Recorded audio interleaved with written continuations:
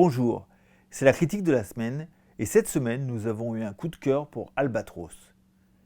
Parce que Xavier Beauvois y montre à quoi ressemble la vie d'un gendarme au quotidien dans une société malade. Parce que le film appuie là où ça fait mal, en l'occurrence au cœur d'une ruralité sacrifiée sur l'autel du progrès dont les gilets jaunes ont tenté de tirer la sonnette d'alarme. Parce que cette mosaïque humaine a pour interprète principal un acteur de plus en plus omniprésent, Jérémy Régnier, dans l'un de ses plus beaux rôles. J'ai sorti mon arme une seule fois. Je voulais le sauver. Et je l'ai tué. Joyeux anniversaire, mon amour. Salut les jeunes. Salut Laurent, ça va Laurent? On y va? Alors ça va la petite? Très bien, ouais. Très bien. Xavier Beauvois n'a pas son pareil lorsqu'il s'agit de s'attacher à une situation de crise et d'observer ses conséquences sur un ensemble de personnages qui en sont acteurs ou témoins. Dans son nouveau film, il raconte le quotidien plutôt sordide d'un commandant de gendarmerie du pays de Caux qui est confronté aux ravages de la misère sociale et à des faits divers derrière lesquels affleure une détresse profonde. Il met le même zèle à dresser un constat à la suite d'un suicide du haut de la falaise d'Étretat qu'à tenter de raisonner un agriculteur désespéré.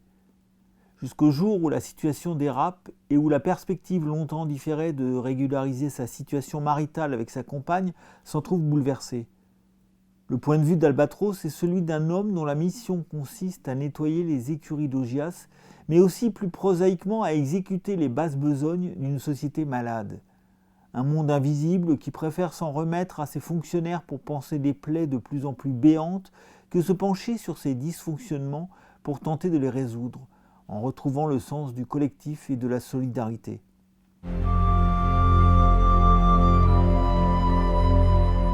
Mais ta plainte, t'as des nouvelles? Ça me bouffe, franchement. On vient de dire qu'il manque 5 mètres carrés par vache. Elles sont mieux logées que moi, mes bêtes. Ça va recommencer, vos conneries, là? Vous allez nous bousiller des bêtes, là, comme la dernière fois? On veut juste le passeport de chaque bovin et le registre sanitaire, c'est tout. Vous voulez voir? Regardez! En se penchant au chevet de cette France, qui est aussi celle des Gilets jaunes, ce cinéaste pétri d'empathie témoigne de la détresse qu'il côtoie depuis des années dans la Haute-Normandie où il s'est installé, plutôt que de baigner dans l'ivresse factice de la vie parisienne, comme la plupart de ses confrères.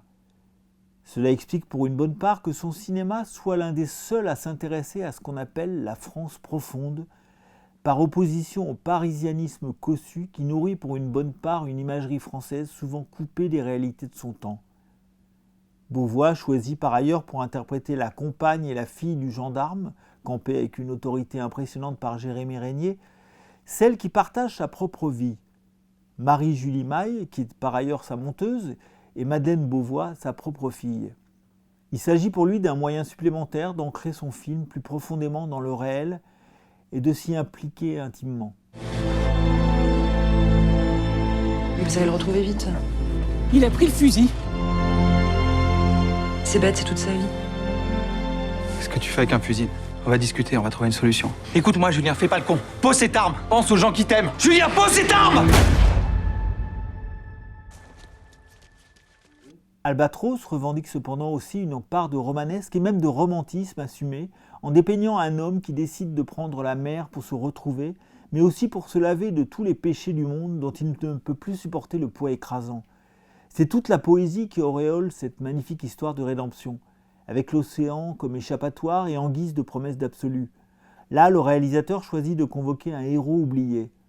Le navigateur Bernard Moitessier, qui a participé en 1968 à la première course autour du monde en solitaire et sans escale, le Golden Globe Challenge, a été annoncé vainqueur, mais a renoncé in extremis à franchir la ligne d'arrivée pour abandonner la course et poursuivre sa route jusqu'à la Polynésie.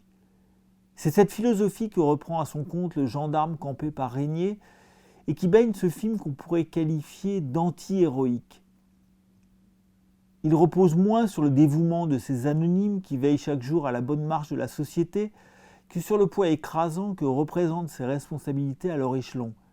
Albatros célèbre avec sensibilité ces fameuses professions intermédiaires auxquelles notre société a choisi de confier les responsabilités les plus accablantes sans jamais leur témoigner la moindre reconnaissance quand ce n'est pas en les méprisant. Parce que derrière ces gendarmes, il y a aussi des travailleurs sociaux, des aides à domicile, des infirmières, des employés administratifs, et tous ces fonctionnaires anonymes qui assurent la bonne marche de notre société en s'efforçant souvent de protéger les plus faibles des ravages de l'horreur économique. La sincérité du propos de Xavier Beauvois contribue à la profonde humanité qui se dégage de cette tranche de vie dont la générosité a quelque chose de profondément hugolien. J'avais jamais tiré sur personne.